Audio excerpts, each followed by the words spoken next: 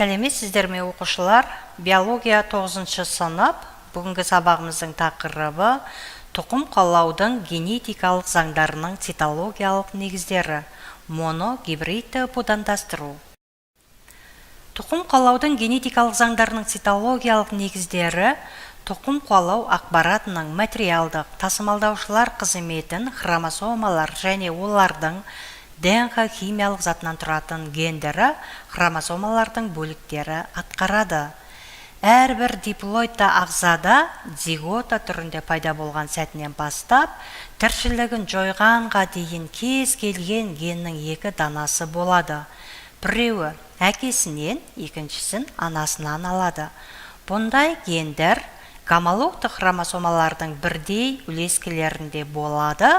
Бір нәруыздың синтезіне жауапты әмен қышқылдар ретінде анықтайтын гендер аллельді гендер немесе аллельдер деп аталады.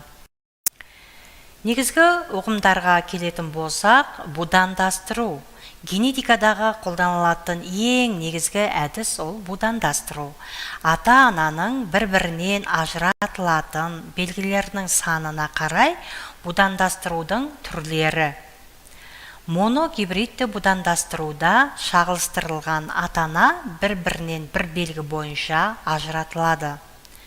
Дигибридті будандастыруда бір-бірінен екі белгі бойынша ажыратылатын даралар шағылыстырылады. Полигибридті будандастыруда бір-бірінен бірнеше белгі бойынша ажыратылатын даралар шағылыстырылады. Міне төменгіде қарап отырғандай, П белгісі, яғни ата-ананы білдіреді, және де аталық жыныс белгісі, бұны біз енді Марстың қалқаны, найзасы деп атауға да болады.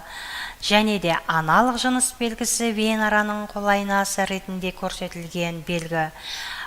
X будандастыру, шағылыстыру белгісі.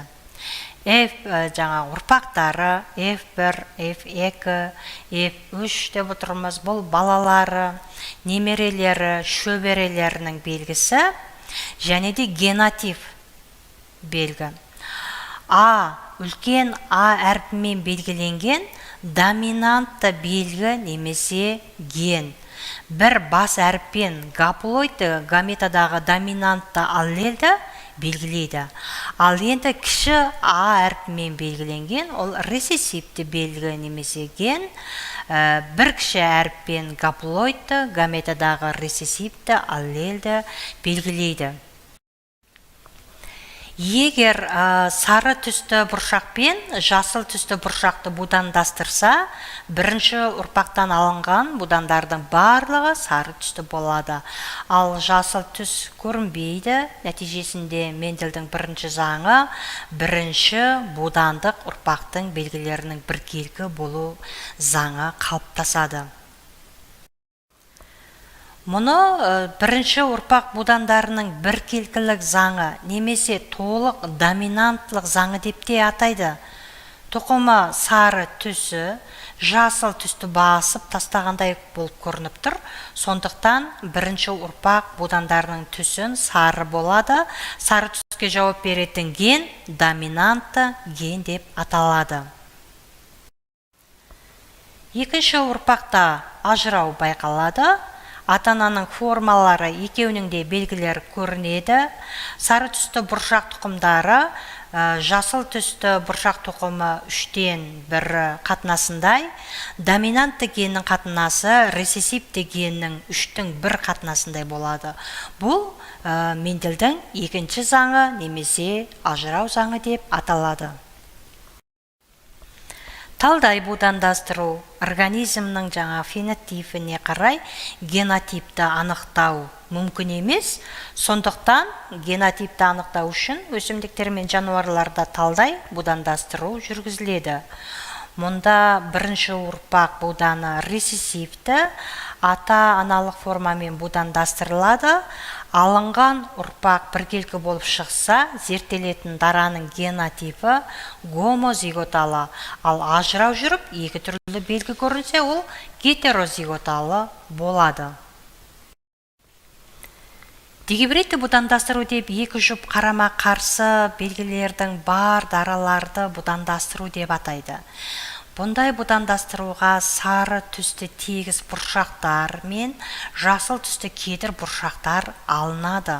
Осылай будандастыруда екі жұп аллелді гендер кездеседі. Бірінші жұбы тұқымдардың түсі сары және жасыл, ал екінші жұбы тұқымдардың формасы тегіс және кедір бұдыр. Бірінші ұрпақ будандары өздігінен тозаңдану нәтижесінде немесе будандастыру нәтижесінде екінші ұрпақта ажырау жүреді. Ыңғайлы болу үшін алынған нәтижені пеннет торына біз жазамыз. Пеннет типі бойынша 4 түрлі даралар алынған.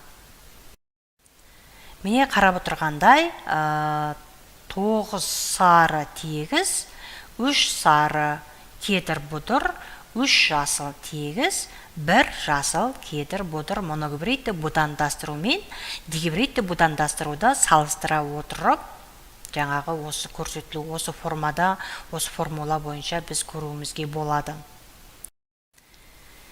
Мендельдің үшінші заңы тәуелсіздік ажырау заңы жүретінін анықтайды.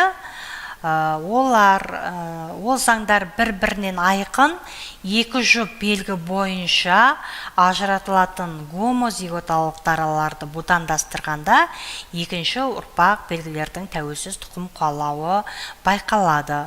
Бұл біздің Мендельдің үшінші заңы, яғни тәуелсіз ажырау заңы.